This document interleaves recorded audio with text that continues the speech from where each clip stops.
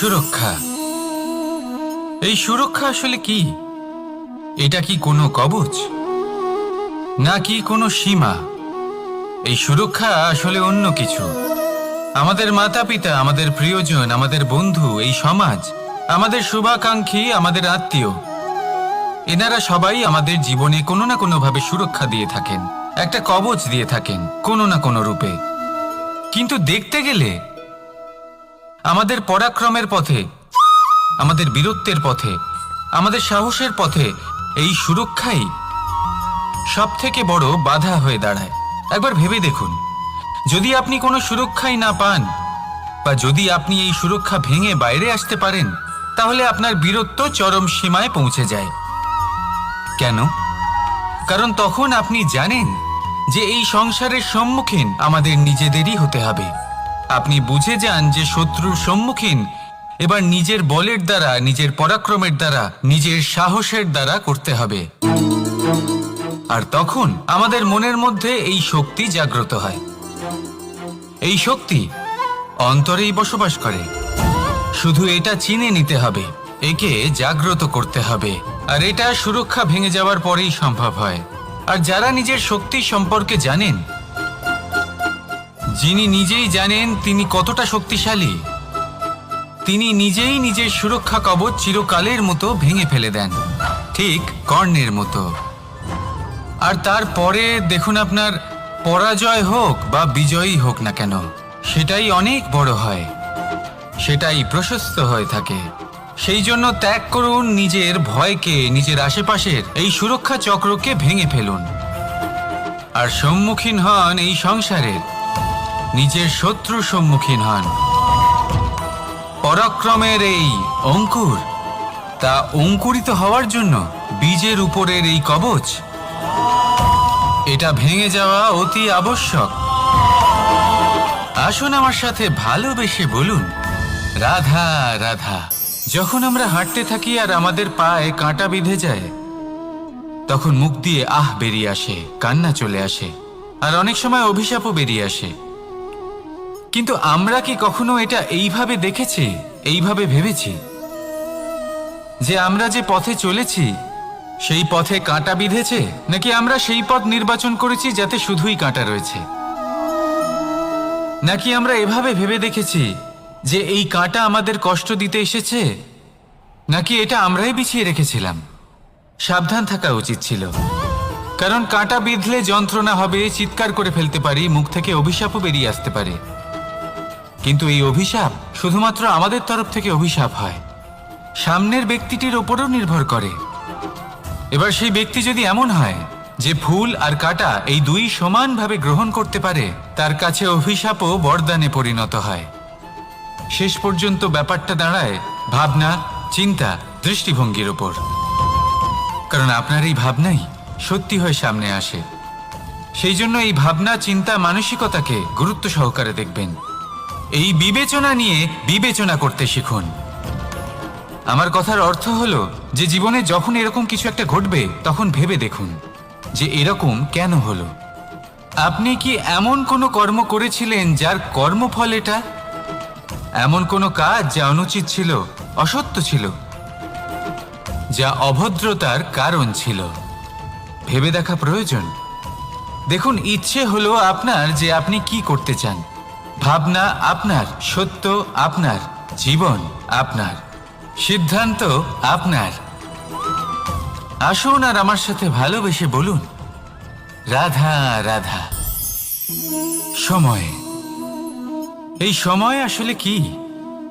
এই সময় একটা সরল রেখা তো কখনোই নয়। সময় হলো একটা চক্র, যেখানে এর আদি সেখানেই হলো এর অন্ত, আর যেখানে তা শেষ হয় সেখান থেকেই তার শুরু হয়। এই সময় একটা অত্যন্ত বিচিত্র চিন্তা, বিচিত্র ভাবনা, একটা বিচিত্র বস্তু যা কেউ বুঝতে পারেন না। এই সময়ের লীলা, এর কোনো প্রমাণ নেই, কোনো জ্ঞান নেই, কোনো পরিমাপ নেই। শুধু এটুকু আমরা জানতে পারি, যেখানে শেষ হবে সেখান থেকে একটা নতুন সূচনাও হবে। যা আজ আপনার কাছে আছে, কাল অন্য কারোর কাছে যাবে, তারপরে তার কাছ থেকেও অন্য কারোর কাছে যাবে, তারপরে তার থেকেও ছিনিয়ে নেওয়া হবে। এই নিয়তির একজনের কাছ থেকে অন্যজনের কাছে আদান প্রদানের এই সময় হলো আপনার সময়। এই সময়ের সদ্ব্যবহার করুন, এই সময়কে বাঁচুন। আপনাকে শুধু এটাই সুনিশ্চিত করতে হবে যে আপনি কোন পক্ষে আছেন। আর সত্যি বলতে কি, আপনার জীবনের পরিণাম নির্ভর করে আপনার নির্বাচনের ওপর। আপনি কোন পক্ষ নির্বাচন করছেন। তাহলে মনে রাখবেন, জীবনে সেই পক্ষই নির্বাচন করবেন যা চয়ন করার পরে আপনি সুখ অনুভব করবেন, আপনি সন্তোষ লাভ করবেন, প্রসন্নতা লাভ করবেন। আর আমি এটাই সুনিশ্চিত করব যে এই পক্ষ যেন শান্তির পক্ষ হয়, এই পক্ষই যেন প্রেমের পক্ষ হয়। তাহলে চিন্তা করবেন না, আর আসুন আমার সাথে ভালোবেসে বলুন, রাধা রাধা। দৃষ্টি আর দৃষ্টিভঙ্গি, এই সমগ্র লীলা হলো এই দুইয়ের। বিচিত্র হতে পারে, কিন্তু এটাই সত্যি। এবার আপনাকে একটা উদাহরণ দিয়ে বোঝাই।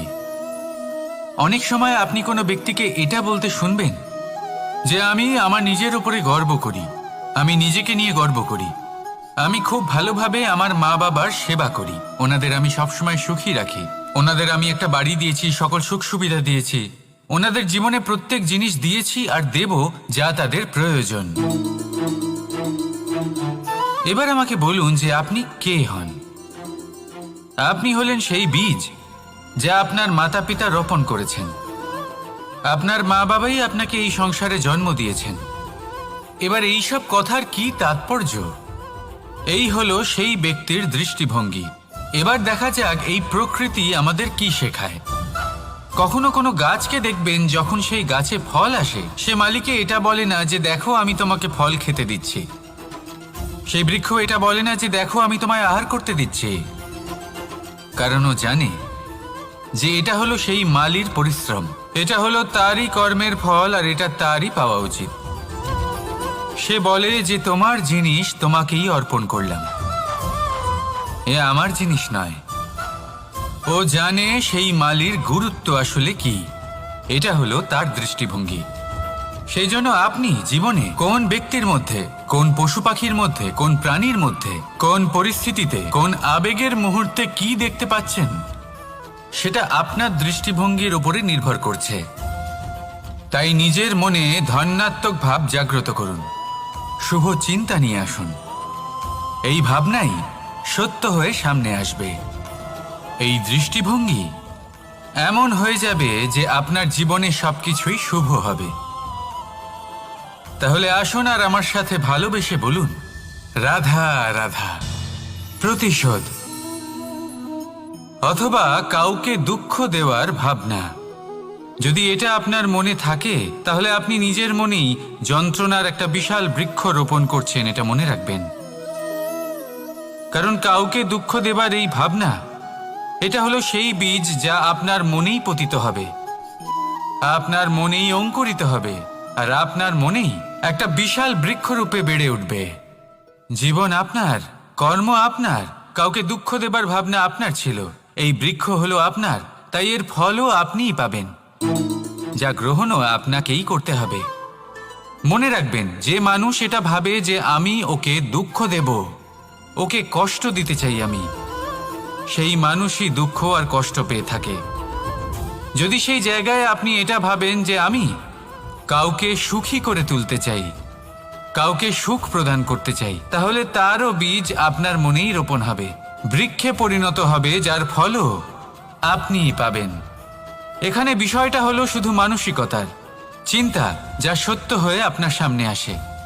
তাহলে এই মানসিকতা শুভ করুন, সবার জন্য মঙ্গল কামনা করুন।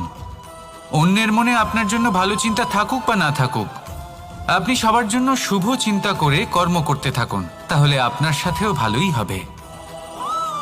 তাহলে আসুন আর আমার সাথে ভালোবেসে বলুন, রাধা রাধা।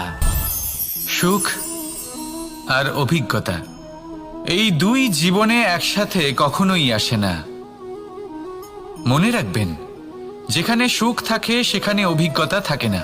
আর যখন এই সুখ আমাদের জীবন থেকে দূরে চলে যায়, তখন আমাদের জীবনে আসে এই অভিজ্ঞতা, পরমাত্মা, প্রকৃতি, নিয়তি।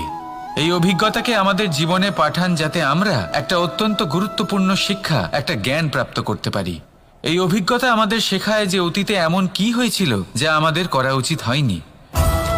আমাদের শেখায় ভবিষ্যতে এমন কি আছে যা আমাদের করা উচিত আর কি করা উচিত নয়। দেখতে গেলে এই অভিজ্ঞতা আমাদের সেই শিক্ষা দেয় যার জন্য আমরা সুখের দিকে উচিতভাবে অগ্রসর হতে পারি। সেই জন্য জীবনে যখনই দুঃখ আসবে, দুঃখের এই সময় আসবে, তখন হতাশ হবেন না। বোঝার চেষ্টা করুন এই পরিস্থিতি কেন এসেছে, কি শিক্ষা দিতে এসেছে। যদি আপনি সেই জ্ঞান লাভ করেন, সুখের পথে অগ্রসর হন, তাও উচিত রূপে, তাহলে এই অভিজ্ঞতার উদ্দেশ্য পূরণ হয়ে যায়। তাহলে আসুন আর আমার সাথে ভালোবেসে বলুন, রাধা রাধা। এবং ফল। মানুষের স্বভাব হলো এটাই যে তিনি নিজের প্রত্যেক পরিশ্রমের প্রতিফল প্রার্থনা করেন।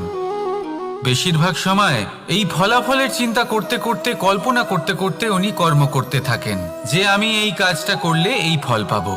সেই সব কল্পনা করতে থাকেন যা না তার হাতে আছে, না আছে অধিকার, আর না আছে নিয়ন্ত্রণ। উনি শুধু নিজের কর্ম করতে পারেন। উনি কি ফল পাবেন তা তার হাতে কখনোই নেই। তাই আপনিও শুধুমাত্র কর্ম করতে থাকুন, ফলের চিন্তা করবেন না। মনে রাখবেন, শিকড় এবং শাখা যেভাবে একে অপরের সাথে জড়িয়ে, সেইভাবেই একে অপরের সাথে জড়িয়ে কর্ম এবং ফল। যেরকম কর্ম আপনি করবেন সেরকম ফল আপনি অবশ্যই পাবেন। তাই এই ফলের আশায় কর্মের সময় কখনোই নষ্ট করবেন না, কারণ যে ব্যক্তি সময় নষ্ট করেন, সময় সেই ব্যক্তিকে অবশ্যই নষ্ট করে দেয়। কর্ম করুন নিঃস্বার্থভাবে, ফলের চিন্তা করবেন না। আর আমার সাথে ভালোবেসে বলুন, রাধা রাধা। কর্ম এবং ফল। দেখতে গেলে এই সমস্ত ব্রহ্মাণ্ড এই দুইয়ের মাঝেই স্থির হয়ে আছে। মানুষজন কর্ম করেন ভালো ফল লাভের আশায়, আর ভালো ফল লাভের আশায় উনি এটাই ভুলে যান যে উনি যে কর্ম করছেন তা কি করছেন। আমি বলেছিলাম কর্ম করুন ফলের চিন্তা না করে, কিন্তু কি কর্ম করছেন সেই বিষয়ে ভাবাটাও অত্যন্ত আবশ্যক। নয়তো অনেক সময় আমরা এমন কর্ম করে ফেলি যা না চাইতেও বিষে পরিণত হয়, যা হয়েছে দুঃশাসনের সাথে, দুর্যোধনের সাথে, গুরু দ্রোণের সাথে।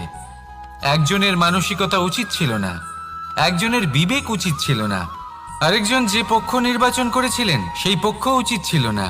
আর যা কিছু ওনাদের সাথে হলো, আপনার, আমার, আমাদের সকলের সাথে তা হতে পারে। আমি বলেছিলাম কর্ম করুন, ফলের চিন্তা করবেন না, কিন্তু এই কর্মের বিষয়ে বিচার করে দেখাটাও ততটাই আবশ্যক।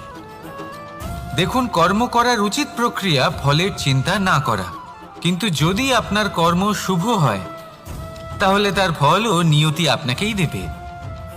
সর্বদা কর্ম করার সময় এটা ভাবুন যে আপনার এই কর্ম এই সংসারকে, এই সমাজকে, আপনার পরিবারকে, আপনার আশেপাশের মানুষজনকে কোন দিশায় নিয়ে যাবে। যদি এটা সবার জন্য মঙ্গলময় হয় তাহলে কর্ম করতে থাকুন। আর হ্যাঁ, নিশ্চিত রূপে ফলের চিন্তা করবেন না। আসুন আমার সাথে ভালোবেসে বলুন, রাধা রাধা। বটবৃক্ষের বীজ সর্ষের দানার থেকেও ছোট হয়, কিন্তু যখন তা নিজের রূপ ধারণ করে তখন তা বিশাল বৃক্ষের আকার ধারণ করে, যা সহস্র বছর ধরে বেঁচে থাকে, ছায়া প্রদান করে, পাখিদের আশ্রয় প্রদান করে, আর দেয় পথচারীদের বিশ্রাম করার স্থান। কেন? কারণ সেই ছোট বীজ তা মাটির ভেতরে গিয়ে নিজের খোলস ত্যাগ করে। অন্ধকারে থাকে সে, যতই আলো আসুক না কেন, যতই বর্ষা আসুক না কেন, সব সহ্য করে। আর তারপরে একটা চারা গাছ অঙ্কুরিত হয়, তারপর ধীর গতিতে একটা বিশাল বৃক্ষতে পরিণত হয়। দেখুন, জীবনে কঠিন সময় আসে, এই জন্য নয় যে আপনি হার মেনে নেবেন, এই জন্য আসে যাতে আপনি ভবিষ্যৎ নির্মাণের জন্য নিজেকে তৈরি করতে পারেন। যদি কঠিন সময়ে আপনি ওই বীজের মতো দৃঢ় হয়ে থাকতে পারেন, তাহলে আপনিও একদিন সেই বিশাল বৃক্ষের মতো নিজের অস্তিত্ব গড়ে তুলতে পারবেন, যা সহস্র বছর পর্যন্ত মনে রাখা হবে।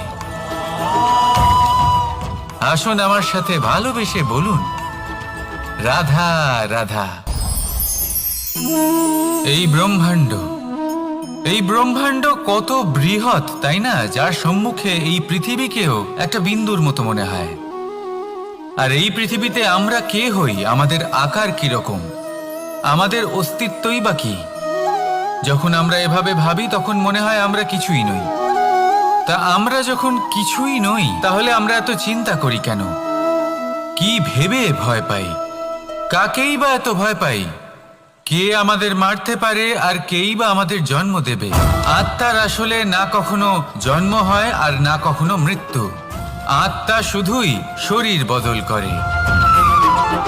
আপনি, আমি, আমরা সকলে এই শরীর নয়, আমরা হলাম আত্মা, যা হলো পরম আত্মার পরম অঙ্গ। সেই জন্য মনে রাখবেন, বাইরের কোথাও দেখবেন না, নিজের অন্তরের গভীরে গিয়ে দেখুন, আত্মাকে উপলব্ধি করতে শিখুন। ক্লেশ, ভয়, চিন্তা, এই সব কিছুর থেকে নিজেকে দূরে রাখুন, তাহলেই উপলব্ধি করতে পারবেন পরমাত্মাকে। তাহলে আসুন আমার সাথে ভালোবেসে বলুন, রাধা রাধা। পরিবর্তন এই সংসারের শাশ্বত নিয়ম। কোনো রাজা নেই যিনি চিরকাল রাজা থাকেন, কোনো ধনী ব্যক্তি নেই যিনি চিরকাল ধনী থাকবেন। এই সংসারে সূর্যের স্থান নেওয়ার জন্য চন্দ্রিমার আগমন ঘটে। কোন স্থান যাকে পতিত বলা হয়েছিল, সেখানে মহল তৈরি হয়েছে। কোন স্থান যাকে আজ মলিন বলা হয়েছে, কাল সেখানে মন্দিরও স্থাপন হতে পারে। কোনো ঋতু চিরকালের জন্য থাকে না, কখনো সময় চিরকাল একরকম থাকে না। আজ যে আপনার কাছে রয়েছে, কাল অন্য কারোর ছিল। আজ যে আপনার কাছে রয়েছে, কাল তা অন্য কারোর কাছে চলে যাবে। আপনার সাথে কিছু থাকলে তা হলো আপনার কর্ম, কিন্তু সেই কর্মের পরিণামও আপনার নয়। আপনি শুধু কর্ম করুন, বাকি সবকিছুই পরিবর্তনশীল। কিন্তু সেই পরিবর্তনকে দেখে ভয় পাওয়ার প্রয়োজন নেই, তাকে স্বাগত জানান। যদি আপনি হাসি মুখে সেই পরিবর্তনকে স্বাগত জানান, তাহলে এই পরিবর্তনও হাসি মুখে আপনার সাথে থাকবে। আসুন আমার সাথে ভালোবেসে বলুন, রাধা রাধা। সঞ্চয়। মানুষের যখন থেকে বোধবুদ্ধি হয়, সঞ্চয় করতে আরম্ভ করে দেন। সঞ্চয় করতে থাকেন ভোজনের, সঞ্চয় অর্থের, সঞ্চয় শক্তির। নিজের জন্য করেন, নিজের পরিবারের জন্য করেন, নিজের স্ত্রীর জন্য করেন, সন্তানের জন্য করেন, সন্তানের সন্তানের জন্যও সঞ্চয় করেন। সঞ্চয় করার জন্য ওনার কাছে অনেক কারণ রয়েছে, কারণ উনি এটা ভাবেন যে এই সঞ্চিত শক্তির জন্য কেউ ওনার কোনো ক্ষতি করতে পারবে না। মানুষ ভুলে যান একটা গুরুত্বপূর্ণ কথা, এই সত্য, উনি এই সংসারে খালি হাতেই এসেছিলেন, আর এখান থেকে ওনাকে খালি হাতেই যেতে হবে। যা এখানকার তা এখানেই থেকে যাবে। আর যদি কিছু ওনার সাথে যায়, তা হলো ওনার কর্ম, আর কিচ্ছু নয়। তাই যদি কিছু অর্জন করতে চান, তাহলে শুভ কর্ম অর্জন করুন, আত্মশক্তি অর্জন করুন, কারণ পরলোকে এটাই হবে আপনার সম্পত্তি। তাহলে কি এটা আপনি অর্জন করতে চান না? আসুন আর আমার সাথে ভালোবেসে বলুন, রাধা রাধা। সদিচ্ছা। দেখতে গেলে 3 অক্ষরে তৈরি এই শব্দ, কিন্তু সমস্ত ত্রিলোক তার উপরেই আধারিত। আপনি এই সংসারে এসেছেন, তখন অবশ্যই শ্বাস নেবেন, কিন্তু তার বদলে আপনাকে কিছু তো দিতেই হবে। আপনার উপর নির্ভর করছে আপনি কি দেবেন। কি দেবেন এই সংসারকে, এই সমাজকে, নিজের পরিবারকে, আর তার বদলে কি নেবেন? যশ নাকি অপযশ? দেখুন, এক ছিল রাবণ, যে কিনা সমুদ্র পার করলো সীতাকে অপহরণ করার জন্য, আর এক ছিলেন রামচন্দ্র, যিনি সমুদ্র পার করেছিলেন, সেতু বানিয়ে গিয়েছিলেন সীতাকে ফিরিয়ে নিয়ে আসার জন্য। দুজনেই সমুদ্র পার করেছিলেন, শুধু পার্থক্য ছিল সদিচ্ছাকে বোঝার, লক্ষ্যের। অনেক মানুষের যাত্রা একরকম হতেই পারে, কিন্তু আনন্দ তখনই লাভ করবেন যখন লক্ষ্য শুভ হবে, মহান হবে। এই লক্ষ্য দিয়ে এই সংসারের কল্যাণ হবে এবং মানুষের সম্মান হবে। যদি আপনার সংকল্প উচিত হয় তাহলে আপনার লক্ষ্য উচিতই হবে, নয়তো শুধুমাত্র বিনাশ হবে। আর উচিত এটাই হবে যে বিনাশের হাত থেকে যেন নিজেকে বাঁচানো যায়, কি বলেন? তাই জীবনে যে লক্ষ্য স্থির করছেন মনে রাখবেন তা যেন শুভ লক্ষ্য হয়। যদি এরকম হয় তাহলে আপনার যাত্রা, আপনার জীবন দুটোই শুভময় হবে। আসুন আর আমার সাথে ভালোবেসে বলুন, রাধা রাধা। সুরক্ষা। এই সুরক্ষা আসলে কি? এটা কি কোনো কবচ, নাকি কোনো সীমা? এই সুরক্ষা আসলে অন্য কিছু। আমাদের মাতা পিতা, আমাদের প্রিয়জন, আমাদের বন্ধু, এই সমাজ, আমাদের শুভাকাঙ্ক্ষী, আমাদের আত্মীয়, এনারা সবাই আমাদের জীবনে কোনো না কোনোভাবে সুরক্ষা দিয়ে থাকেন, একটা কবচ দিয়ে থাকেন কোনো না কোনো রূপে। কিন্তু দেখতে গেলে আমাদের পরাক্রমের পথে, আমাদের বীরত্বের পথে, আমাদের সাহসের পথে এই সুরক্ষাই সব থেকে বড় বাধা হয়ে দাঁড়ায়। একবার ভেবে দেখুন, যদি আপনি কোনো সুরক্ষাই না পান, বা যদি আপনি এই সুরক্ষা ভেঙে বাইরে আসতে পারেন, তাহলে আপনার বীরত্ব চরম সীমায় পৌঁছে যায়। কেন? কারণ তখন আপনি জানেন যে এই সংসারের সম্মুখীন আমাদের নিজেদেরই হতে হবে। আপনি বুঝে যান যে শত্রুর সম্মুখীন এবার নিজের বলের দ্বারা, নিজের পরাক্রমের দ্বারা, নিজের সাহসের দ্বারা করতে হবে। আর তখন আমাদের মনের মধ্যে এই শক্তি জাগ্রত হয়। এই শক্তি অন্তরেই বসবাস করে। শুধু এটা চিনে নিতে হবে, একে জাগ্রত করতে হবে। আর এটা সুরক্ষা ভেঙে যাওয়ার পরেই সম্ভব হয়। আর যারা নিজের শক্তি সম্পর্কে জানেন, যিনি নিজেই জানেন তিনি কতটা শক্তিশালী, তিনি নিজেই নিজের সুরক্ষা কবচ চিরকালের মতো ভেঙে ফেলে দেন, ঠিক কর্ণের মতো।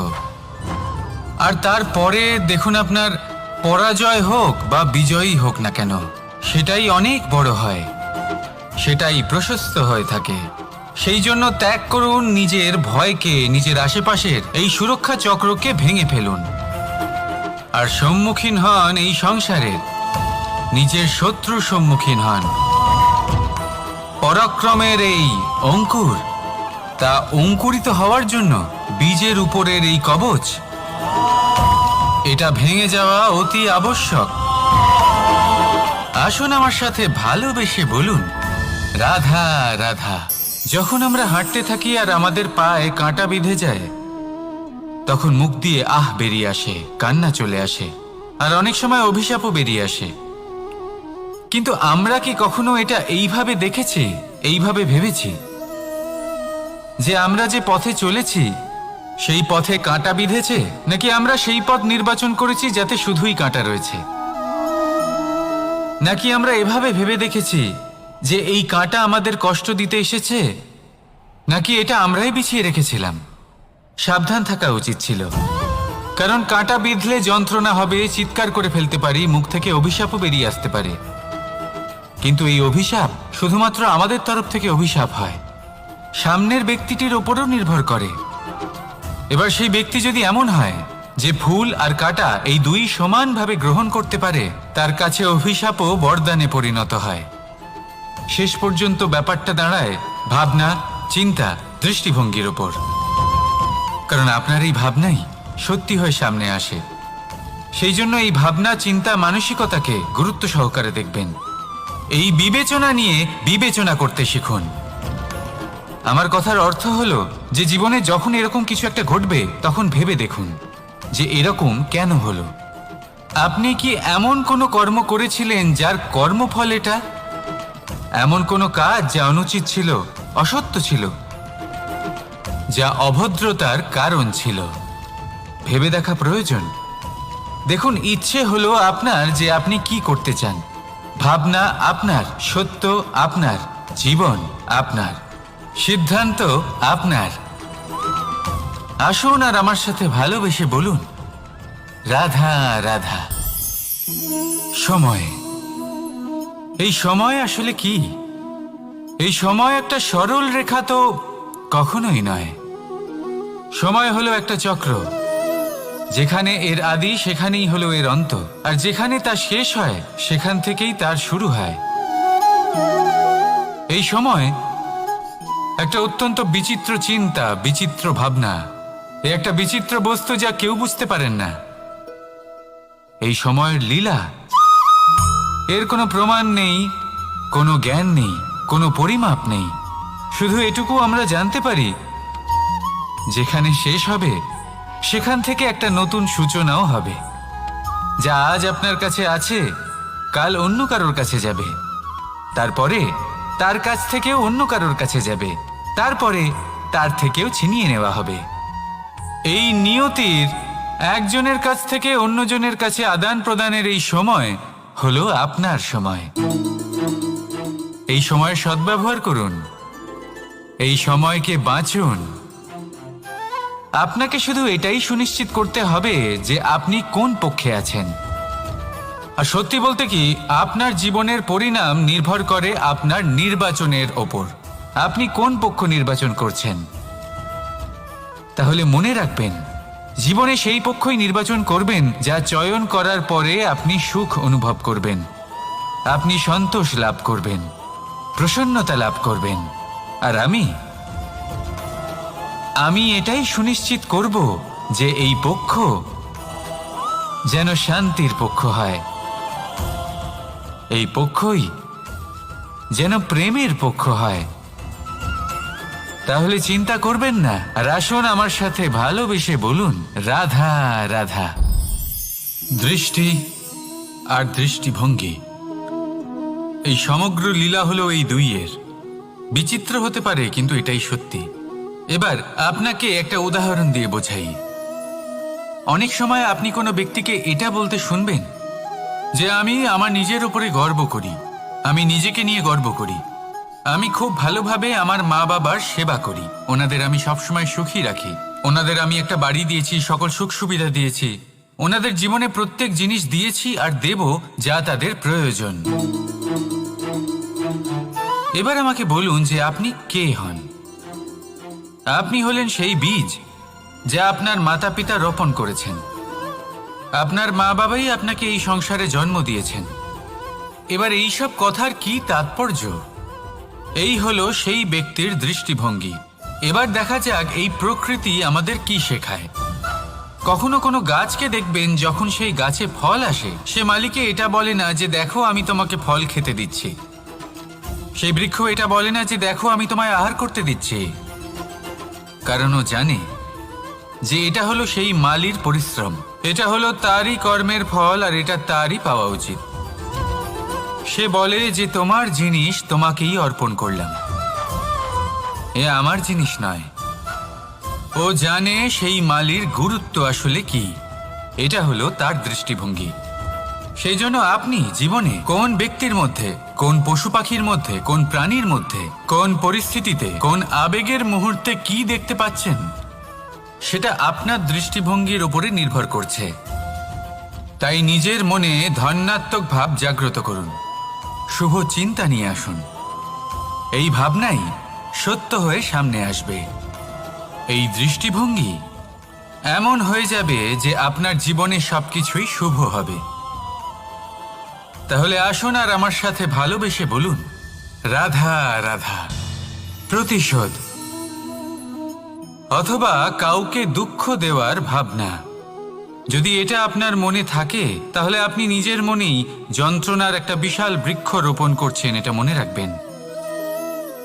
কারণ কাউকে দুঃখ দেবার এই ভাবনা, এটা হলো সেই বীজ যা আপনার মনেই পতিত হবে, আপনার মনেই অঙ্কুরিত হবে, আর আপনার মনেই একটা বিশাল বৃক্ষরূপে বেড়ে উঠবে। জীবন আপনার, কর্ম আপনার, কাউকে দুঃখ দেবার ভাবনা আপনার ছিল, এই বৃক্ষ হলো আপনার, তাই এর ফলও আপনিই পাবেন, যা গ্রহণও আপনাকেই করতে হবে। মনে রাখবেন, যে মানুষ এটা ভাবে যে আমি ওকে দুঃখ দেব, ওকে কষ্ট দিতে চাই আমি, সেই মানুষই দুঃখ আর কষ্ট পেয়ে থাকে। যদি সেই জায়গায় আপনি এটা ভাবেন যে আমি কাউকে সুখী করে তুলতে চাই, কাউকে সুখ প্রদান করতে চাই, তাহলে তারও বীজ আপনার মনেই রোপণ হবে, বৃক্ষে পরিণত হবে, যার ফলও আপনিই পাবেন। এখানে বিষয়টা হলো শুধু মানসিকতার চিন্তা, যা সত্য হয়ে আপনার সামনে আসে। তাহলে এই মানসিকতা শুভ করুন, সবার জন্য মঙ্গল কামনা করুন। অন্যের মনে আপনার জন্য ভালো চিন্তা থাকুক বা না থাকুক, আপনি সবার জন্য শুভ চিন্তা করে কর্ম করতে থাকুন, তাহলে আপনার সাথেও ভালোই হবে। তাহলে আসুন আর আমার সাথে ভালোবেসে বলুন, রাধা রাধা।